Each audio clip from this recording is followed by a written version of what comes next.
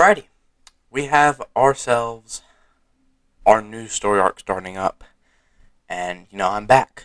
It's been a 1 week break, a little bit of downtime, mainly because I was sick. But if you can't tell, I'm feeling a lot better. I'm sounding a lot better. So we're gonna be back in action. Unless I get sick again, um, we should be straightforward on video uploads. And next week I'm gonna have two new videos uploaded, and one of them's gonna be an announcement type video and a big reveal. Or I guess it would just be a announcement video. Announcement and reveal are kind of like the same thing. But anyway, hope you enjoyed this episode. We're gonna hop right into the new story arc. Can't wait to see what they got cooking up here, and yeah, let's get into it.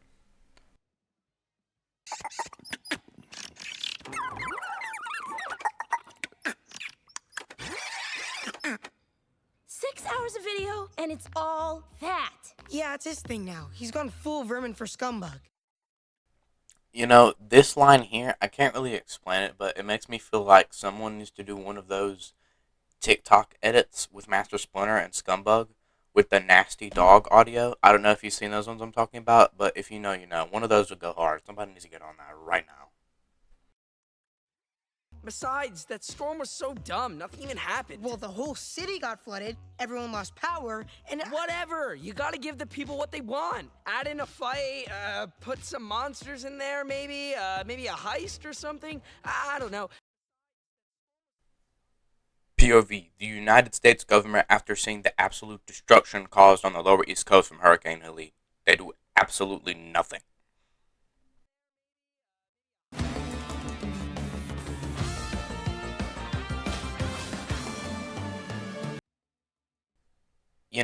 There's a certain American national tragedy that starts with the Pearl.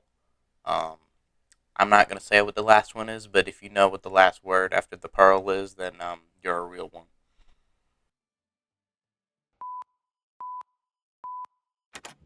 Do you remember the storm of the century? It was not long after the night of the Mechazoids.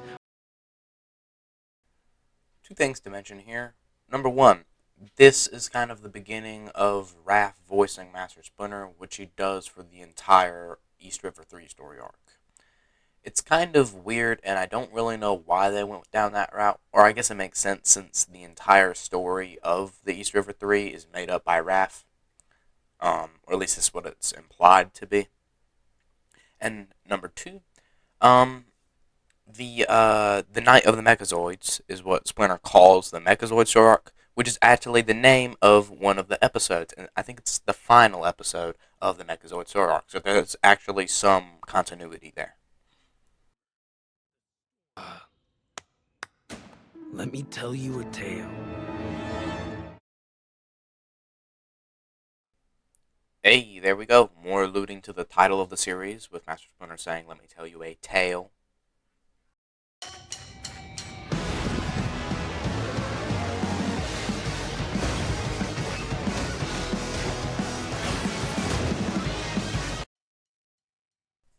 Hey, we got an all-new animated sequence for the theme song.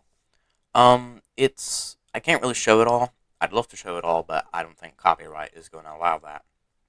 But basically, it's got a bunch of the East River 3 characters, a lot of the mutanimals, and overall, it does a good job of alluding to the whole story arc and how it unfolds, similar to how the Megazoid story arc and its intro was.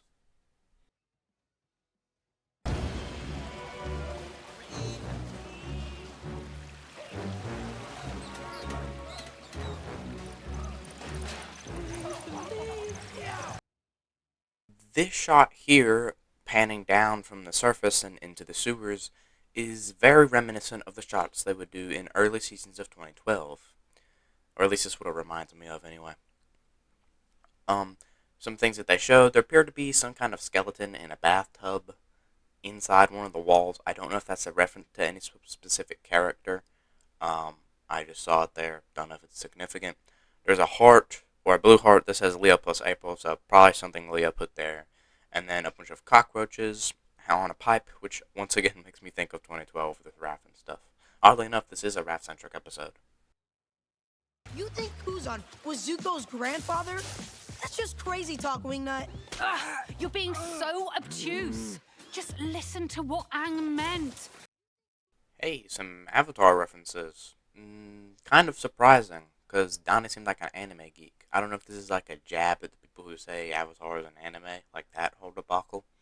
But the fan theory that Kuzan is Zuko's grandfather is entirely false, because it's just not possible. There's no way it was possible. Not to mention, we're stuck down here with the mutanimals. They are sheltering in place with us during the storm. It's quite nice to have the company. Okay, so that line of dialogue from Splinter or that whole interaction from Raph and Splinter, entirely implies that the mutanimals don't normally live in the turtle's lair, which isn't exactly abnormal for TMNT. Usually they have their own lair, most notably in 2012, that's where they stayed. But at the end of the first movie, they clarified that the mutanimals were staying with the turtles. So at some point in between then and now, the mutanimals found their own place to stay, which is something that I'm surprised they didn't touch on. It's a good thing, Rip. Use your words! I'm done talking! Hey, there it is, our first Leo versus Raph fight scene. Surprised we didn't get one sooner. That's like if Baby Keem mentored Kendrick, which is ridiculous. Okay, we got more hip-hop references here from Mikey, so now we got the if Baby Keem mentored Kendrick mentality, which is funny because in the first episode we got a Drake reference, and now in the first episode of the new story arc we got a Kendrick reference, so kind of funny there. Man, my whole life I've been stuck down here in the sewers, and finally I get out, and now I'm stuck down here again. I mean, it's just not fair. Exactly, you feel me?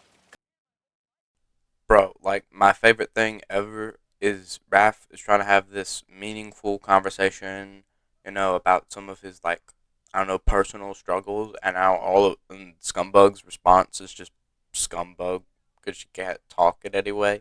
It's absolutely hilarious to me. Hey, I don't want to hurt you. Actually, I kind of do. The pose Raph strikes here appears to be reminiscent of the OG Mirage Comics pose from the first issue that they tend to reference a lot throughout TMNT.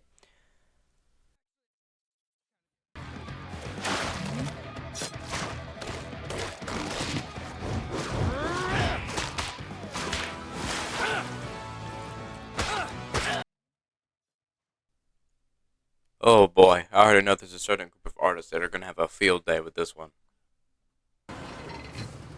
Don't travel, don't see the world, just dig!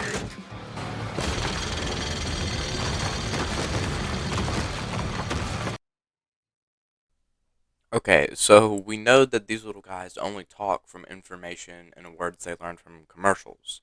But what on earth kind of commercial did they see where they said, don't see the world, don't travel, just dig? It's got to be an awful marketing campaign.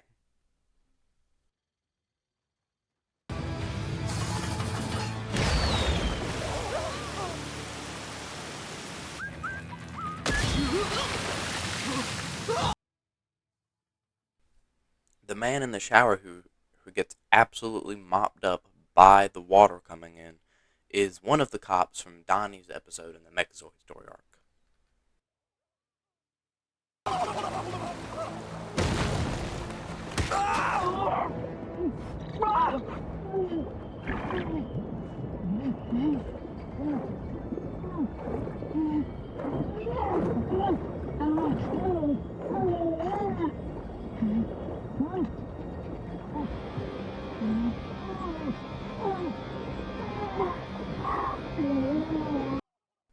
Bro, what is up with traumatic things happening to Raph in this series? First he gets his ribcage broken and all that stuff with the purple dragons in the Mechazoid story arc, and now he's almost drowning while Scumbug gets taken away by the water in front of his eyes? Give this man a break.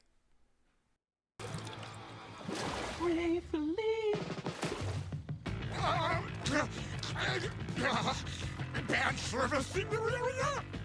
Looking for that feeling of security? Ray Fillet is like terrifying when he wants to be, apparently, because these little guys are terrified. little guy was trying to call up the security service, or at least talk about like security service commercial, or at least I think that's what he's talking about. I don't even know.